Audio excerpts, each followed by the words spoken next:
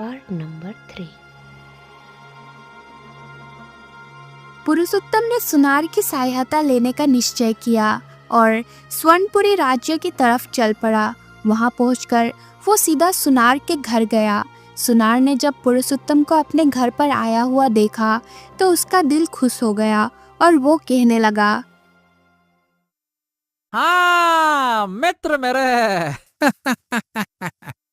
कहो मित्र, यहाँ कैसे आना हुआ बताओ। मित्र, मैं तुम्हारे पास एक बहुत ही जरूरी काम से आया हूँ।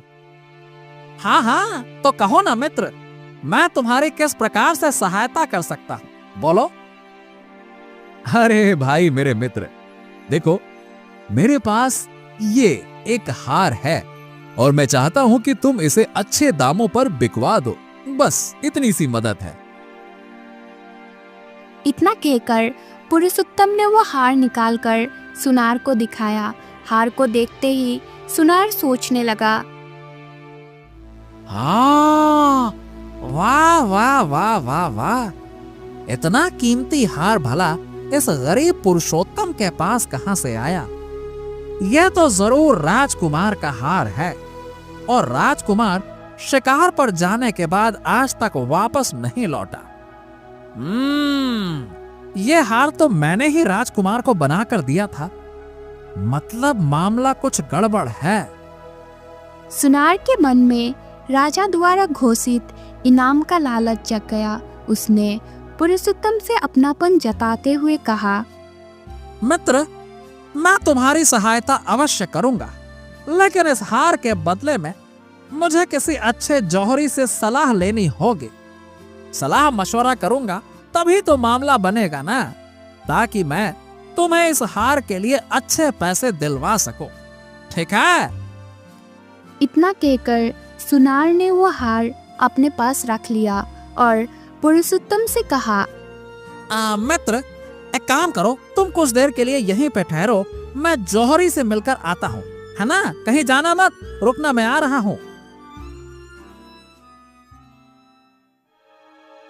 अरे भाग्यवान, भाग्यवान, ये देखो, ये मेरा मित्र है, तुम इसे भोजन करवाओ, इसकी खातिरदारी करो, इसी ने मेरी जान बचाई थी, है ना?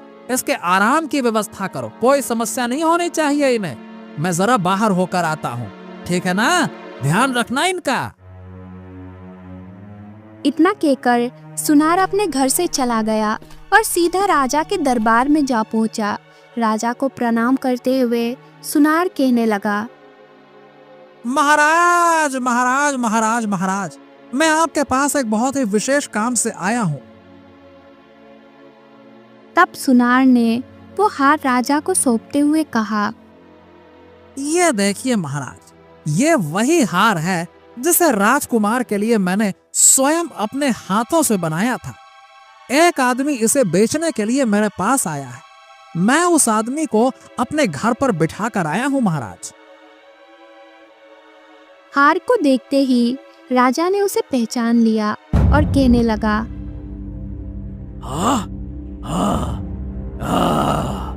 जरूर उस आदमी ने मेरे बेटे को मारा होगा। कहाँ है वो मेरे बेटे का कातिल?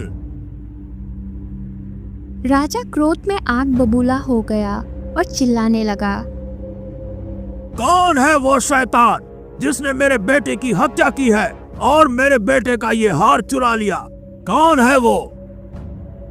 राजन राजन राजन, वो एक गरीब आदमी पुरुषोत्तम है, वो अभी इस समय मेरे घर पर बैठा हुआ है। सेनापति, तुम सुनार के घर जाकर उस आदमी को तुरंत पकड़कर ले आओ, इसी वक्त जाओ। सेनापति उसी समय सैनिकों को लेकर सुनार के घर गया और पुरुषोत्तम को पकड़कर राजा के दरबार में पेश किया। ये गरीब आदमी राजकुमार का कातिल है, इसे तुरंत कारागार में डाल दिया जाए। सिपाहियों, ले जाओ इसे। राजा के सैनिकों ने पुरुषोत्तम को ले जाकर कारागार में डाल दिया। जब सैनिक जाने लगे तो पुरुषोत्तम ने कहा, अब मुझे राजकुमार का कातिल क्यों ठहराया जा रहा है? अच्छा, अगर तुमने राजकुमार की हत्या नहीं की तो फिर राजकुमार का ये हार तुम्हारे पास कैसे आया, बोलो? और जिस सुनार को तुम ये हार बेचना चाहते थे, उसी सुनार ने ये हार राजकुमार के लिए बनाया था। उसने ही आकर यहाँ पर सूचना दी थी, इसीलिए तुम पकड़ में आए। अब तुम नहीं बच सकते। कुछ ही दिनों के बाद राजा तुम्हें फांसी दे देंगे। चलो। इतना कहकर सैनिक वहां से चले गए। सैनिकों के जाने के बाद पुरुषोत्तम सोचने लगा, हे भगवान, हे भगवान, ये कहां फंस गया मैं। इस सुनार ने तो मुझे बहुत बड़ी मुसीबत में डाल दिया। अब मैं क्या करूं, क्या करूं? इस राज्य में तो मेरा कोई मददगार भी नहीं है।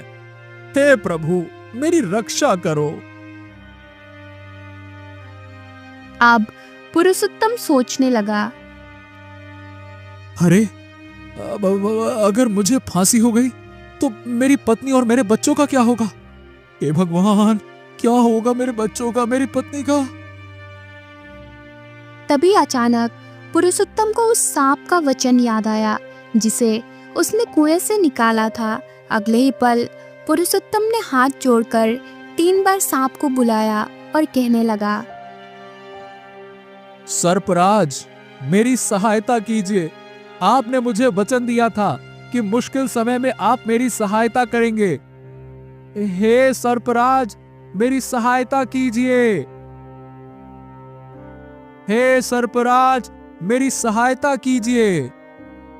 3 बार पुकारने पर नागराज पुरुषोत्तम के सामने प्रकट हो गया और कहने लगा, हाँ, मित्र, तुमने मुझे कैसे याद किया? मित्र, मैं एक बहुत बड़ी मुसीबत में फंस गया हूँ। राजा ने मुझे जबरदस्ती कारागार में डलवा दिया।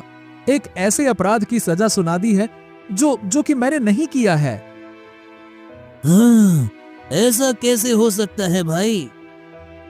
तब पुरुषोत्तम ने शेर के द्वारा उसे हार देने और राजा के द्वारा उसे गिरफ्तार करने का सारा किस्सा कह सुनाया। बड़े ही क्रूर स्वर में वो कहने लगा, मित्र, अब तुम ही मुझे बचा सकते हो।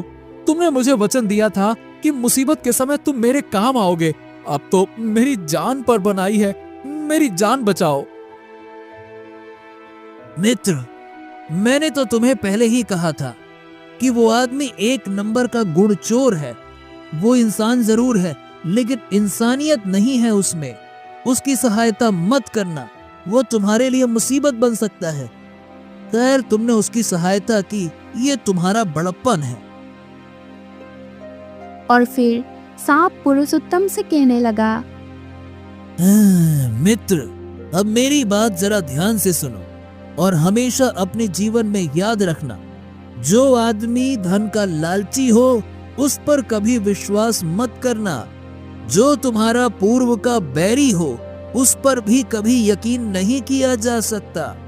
जो स्त्री या पुरुष अनेक लोगों में मन लगाने वाला हो वो तुम्हें धोखा अवश्य देगा। इन 3 तरह के लोगों से कभी भी दोस्ती नहीं करनी चाहिए, क्योंकि चाहे कितनी भी गहरी दोस्ती हो, ये लोग तुम्हें धोखा अवश्य देंगे। इन पर कभी भी आंख बंद करके विश्वास नहीं करना चाहिए, समझे? अब तुमने मुझे सहायता के लिए बुलाया है तो मैं तुम्हारी सहायता अवश्य करूंगा। तो ठीक है, मैंने एक उपाय भी सोच लिया है। मैं चुपके से रानी के कमरे में जाकर उसे डस लूंगा, लेकिन मैं उसमें इस तरह से विष डालूंगा